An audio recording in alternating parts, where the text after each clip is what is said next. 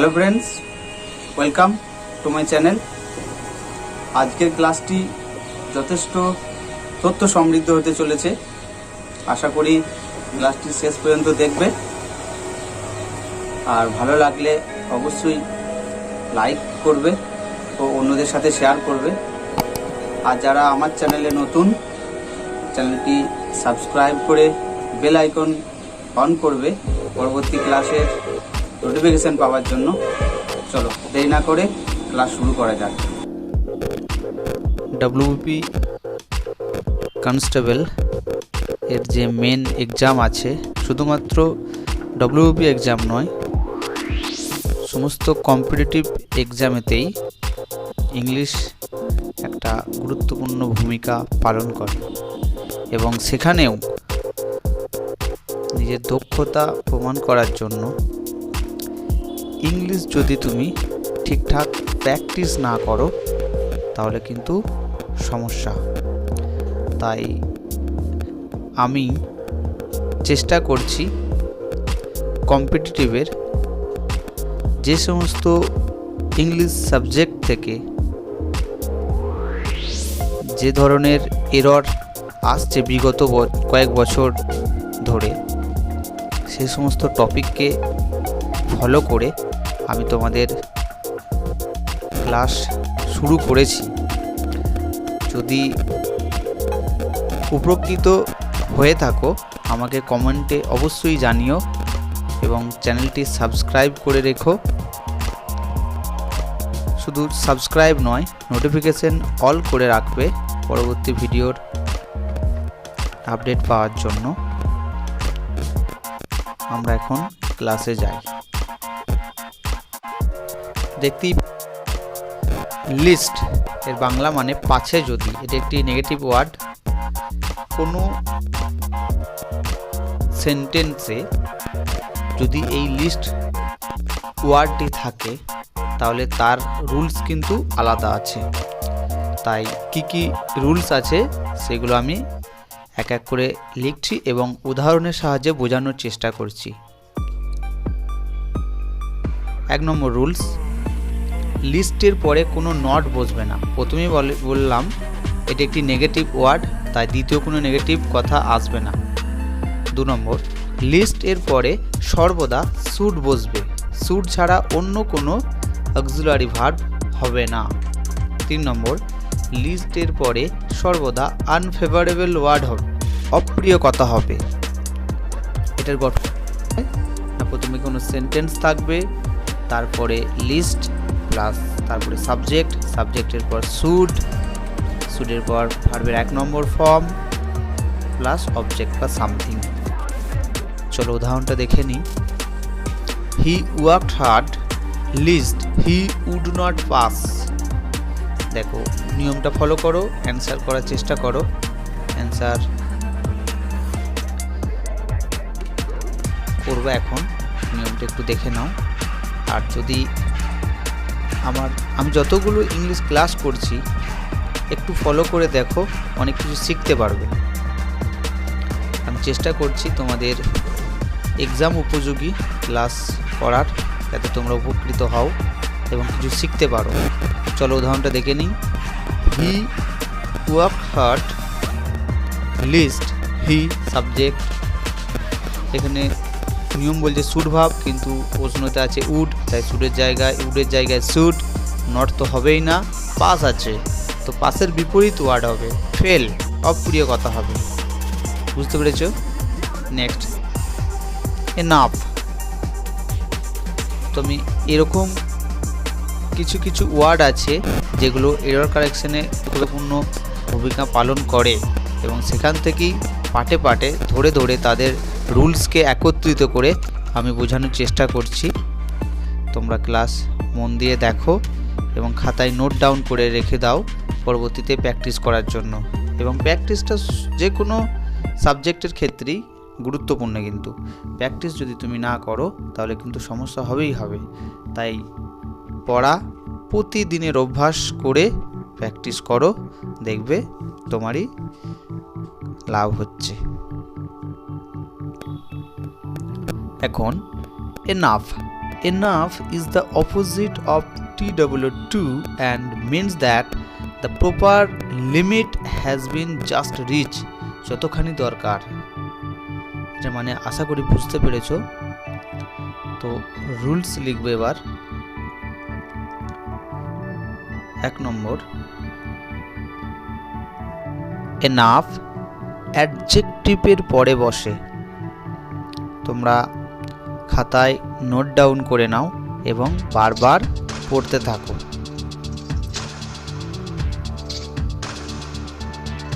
2 নম্বর, noun এর আগে বসে, মানে এনাফ কথাটা নাউনের আগে থাকবে। কখন অ্যাডজেক্টিভের পরে বসবে, কখন নাউনের আগে থাকবে, 3-4 বুঝিয়ে নাও।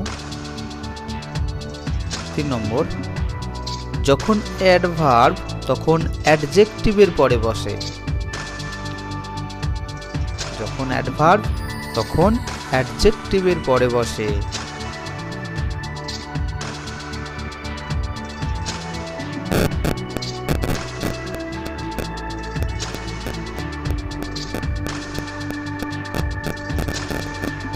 তোমরা অবশ্যই খাতাতে এই রুলসগুলো নোট ডাউন করো। 4 নম্বর, যখন অ্যাডজেক্টিভ তখন নাউনের পরে বসে। যখন অ্যাডজেক্টিভ তখন নাউনের পরে বসে। অবশ্যই নোট ডাউন করে নাও এবং প্র্যাকটিস করো। দেখবে এরর কারেকশনে যে জিনিসগুলো আমি প্র্যাকটিস তোমাদের করতে বলছি, প্র্যাকটিসের সময় দেখবে পাবে। উদাহরণটা দেখো, I do not take sugar enough in my cup of tea. এটা একটি এরর সেন্টেন্স, এটাতে ভুল আছে, ঠিক করব।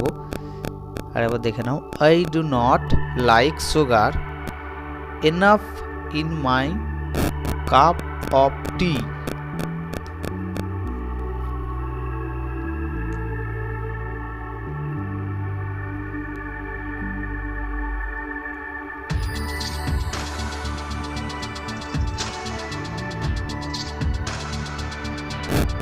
দেখো এখানে সুগার নাউন, নাউনের পরে এনাফ আছে।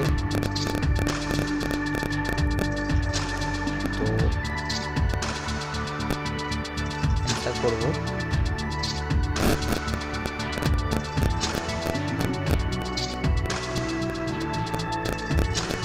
নাউনের আগে হবে,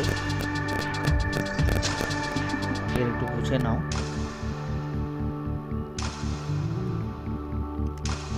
নাউনের আগে করব, তাহলে সুগারটা আমরা জানি নাউন, এটা কিন্তু অ্যাডজেক্টিভ নয়। অ্যাডজেক্টিভের উদাহরণ পরে দেব, এই উদাহরণটা বুঝে নাও। সুগারটা নাউন, হ্যাঁ এটা অ্যাডজেক্টিভ নয়। I do not like sugar enough in my cup of tea. তাহলে এখানে সুগারটা নাউন, তারপরে এনাফ আছে অ্যান্সার করার সময়। I do not like enough sugar in my cup of tea, answer হবে এটা। একটু তার আগে বুঝে নাও, তো নাউনের আগে হবে, তাহলে নাউন এটা অ্যাডজেক্টিভ।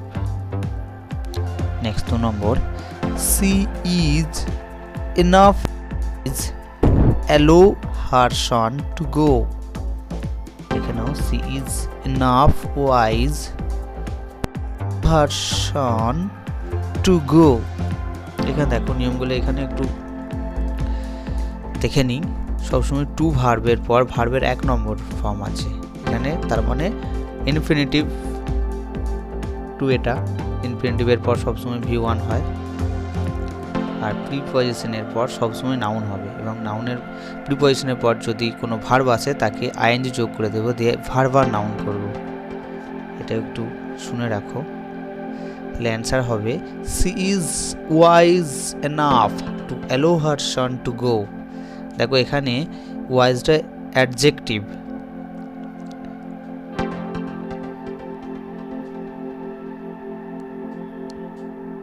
নেক্সট। এখন T2 এর ব্যবহার দেখব। রুলস T2 অ্যাডভার্ব হিসেবে এনাফ এর থেকে বেশি অর্থে, অর্থাৎ এনাফ সামান্য টু বেশি। নিয়মগুলো খাতায় নোট ডাউন করে নাও। দেখবে তোমরা যে সময়টা এখানে ব্যয় করবে বিফলে যাবে না, এটুকু তোমাদের ভরসা আমি দিতে পারি। বিভিন্ন বই ফলো করে হয়তো এই এররগুলো আসবে, কিন্তু এভাবে একত্রিত করে কিন্তু আছে হয়তো রুলস, অবশ্যই আছে, কারণ আমি তো বই থেকেই শিখেছি বা কেউ আমাকে শিখিয়েছে। আর যেটাই শিখবে মন থেকে ভালোবেসে শিখবে, বিদ্যাটাকে অন্তর থেকে নেবে, তাহলে দেখবে শিখতে পারবে।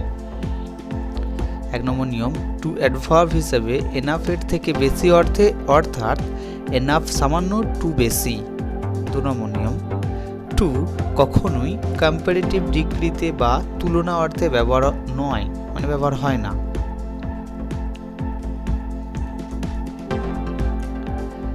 টু কখনোই কম্পারেটিভ ডিগ্রিতে বা তুলনা অর্থে ব্যবহার নয়। 3 নম্বর,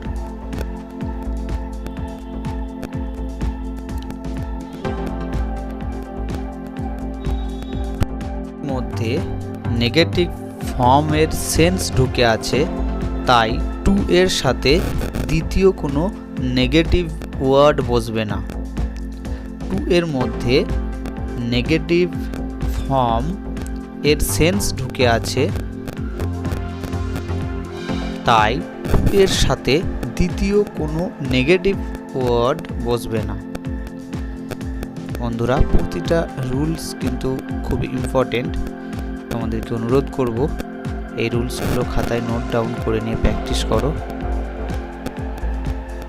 তোমাদের এই যে টাইম তোমরা আমার এই ভিডিওতে দেবে, আশা করব কখনোই সেটা ব্যর্থ হবে না, কিছু না কিছু জানতে পারবে, শিখতে পারবে।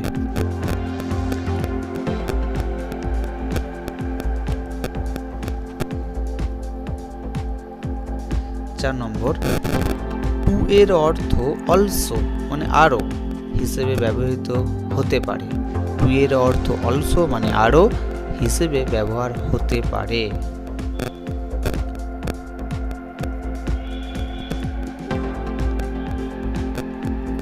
নেক্সট 4 নম্বর নিয়ম হলো, 5 নম্বর দেখব, টু এর অর্থ অলসো হিসেবে ব্যবহার হতে পারে। 5, টু এর পর নেগেটিভ বসতে পারে যখন তা অ্যাফার্মেটিভ অর্থে অ্যাসপেক্টে থাকে।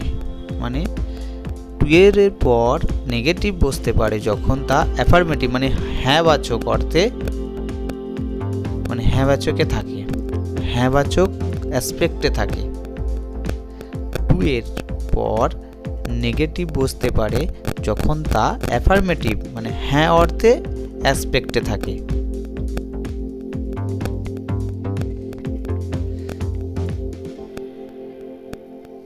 প্রতিটা জিনিসকেই একত্রিত করে তোমাদের সামনে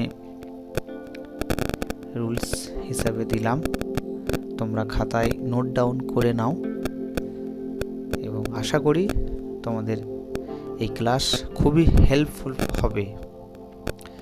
এখন আমরা টি ও ব্যবহার দেখব। টু T2 হলো, এবার TO2 এর ব্যবহার দেখব। 1 নম্বর, কিছু উদাহরণ নেব এবং সাথে বোঝার চেষ্টা করব কোথায় কি টু ইউজ হচ্ছে। চলো দেখে নিই। I like to drink, I like to drink, এটা কাটা মানে ভুল, সঠিকটা লেখার চেষ্টা করি। আই লাইক টু ড্রিঙ্কিং, তার মানে এখানে টুকে আমরা প্রিপজিশন হিসেবে পেলাম। আমি একটু আগেই বললাম এ বিষয়ে, তোমাদের একটু আগেই আমি এ বিষয়ে জানালাম। প্রিপজিশনাল হিসেবে ব্যবহার হবে তখন টু এর পর যদি ভার্ব আসে সেটাকে ভার্ব আর নাউন করতে হবে, মানে আইএনজি যোগ করতে হবে। দেখো এখানে জেরান্ড ফর্ম যেটাকে বলা হচ্ছে, জেরান্ড ফর্ম এনজয় বোঝাতে জেরান্ড লাইক ভার্ব যখন এনজয় করা বোঝায় তখন জেরান্ড হয়, মানে এই লাইক ভার্ব যখন এনজয় করা বোঝায় তখন জেরান্ড হয়, মানে ভার্ব প্লাস আইএনজি। ভালো করে বোঝার চেষ্টা করো। আই লাইক টু ড্রিঙ্ক, আমি ড্রিঙ্ক করতে পছন্দ করি, তাহলে এনজয় করা অর্থে হলো, এটা ভুল, অ্যান্সারটা হবে আই লাইক টু ড্রিঙ্কিং। কেন হলো না, জেরান্ড ফর্ম এনজয় বোঝাতে জেরান্ড লাইক ভার্ব যখন এনজয় করা বোঝায় তখন জেরান্ড হয়। লাইক ভার্ব যখন এনজয় করা বোঝায় তখন জেরান্ড হয়, জেরান্ড মানে ভার্ব প্লাস আইএনজি, এটাকে বলা হচ্ছে ভার্ব আর noun. I like to drink এটা ভুল, অ্যান্সারটা হবে I like to drinking. Gerund form enjoy বোঝাতে জেরান্ড লাইক ভার্ব যখন এনজয় করা বোঝায় তখন জেরান্ড হয়, ভার্ব প্লাস আইএনজি। জেরান্ডের গঠন, যার এক নাম ভার্ব আর নাউন। 2 নম্বর, I like to reading English, I like to reading English এটা ভুল, বোঝার চেষ্টা করো। I like to read English হবে। রুলসটা কি দেখে নাও, এটা ইনফিনিটিভ আকারে হবে, মানে 2 + V1 হবে, ইনফিনিটিভ 2 + V1, তাহলে ওখানে জেরান্ড ফর্ম হলো, এখানে ইনফিনিটিভ হলো। দুটো জিনিস বুঝে নাও, কোনটা ইনফিনিটিভ কোনটা জেরান্ড একটু বোঝার চেষ্টা করো।